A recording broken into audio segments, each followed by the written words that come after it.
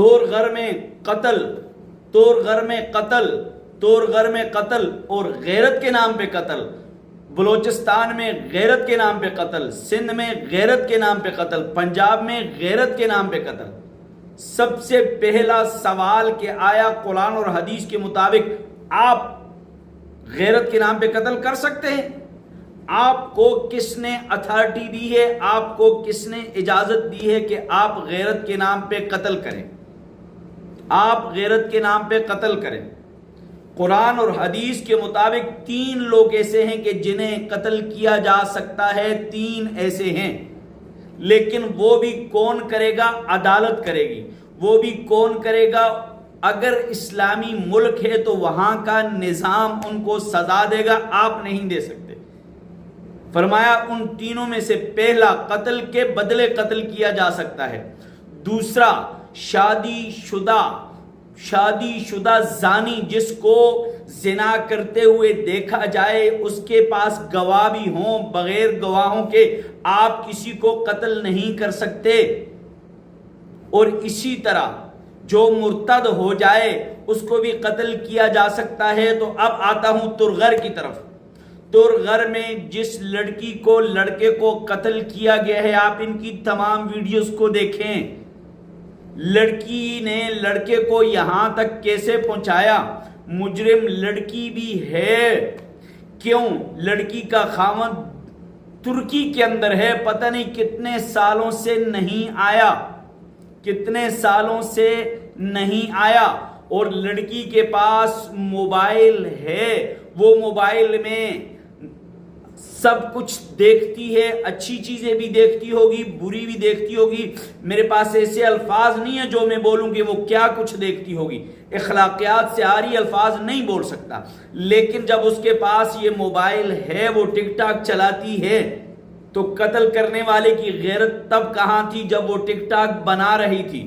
قتل کرنے والے کی غیرت تب کہاں تھی کہ وہ لاہور میں رہ رہی تھی، اپنے والدین کو چھوڑ کے، اپنے بہن بھائیوں کو چھوڑ کے، اپنے خاندان کو چھوڑ کے، وہ اکیلی تنہا اس کو وہاں چھوڑا گیا، تب غیرت کہاں تھی؟ اور اسی طرح قتل کرنے میں سب سے بڑی وجہ جو بنی وہ موبائل بنی، وہ موبائل بنی، وہ موبائل بنی، وہ ٹک ٹاک بنی۔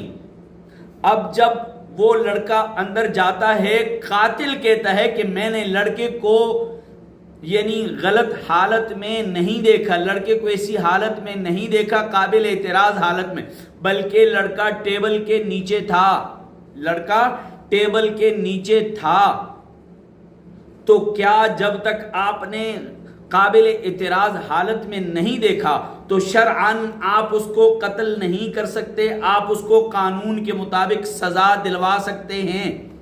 لیکن غیرت تب آپ کی ہوتی کہ جب آپ اس کو موبائل دیتے وقت یہ سمجھتے کہ یہ اس موبائل میں ننگی فلمیں بھی دیکھے گی، اس موبائل میں سیکس بھی دیکھے گی، اس موبائل میں مجرا بھی دیکھے گی، اس موبائل میں اپنوں سے بھی رابطہ کرے گی، اس موبائل میں غیروں سے بھی رابطہ کرے گی، اس موبائل میں اچھوں سے بھی رابطہ کرے گی، بروں میں سے بھی رابطہ کرے گی۔ تب آپ کی غیرت کہاں تھی؟ دوسری بات کہ اپنی بچیوں کو اپنے زیر سایہ رکھو، جو خاوند ہیں باہر ممالک میں، انہیں چاہیے کہ وہ ہر وقت اپنی بیوی کی خبر گیری کرتے رہیں، صبح بھی خبر گیری، دن کو بھی خبر گیری، شام کو بھی خبر گیری، اور سالوں کے حساب سے باہر آ کے نہ رہیں، بلکہ حق یہ ہے کہ وہ اپنی بیوی کو ملتے رہیں، اس سے جماع کرتے رہیں، اس کا حق ادا کرتے رہیں۔ یہ شریعت کہتی ہے، یہ قرآن کہتا ہے، یہ حدیث کہتی ہے۔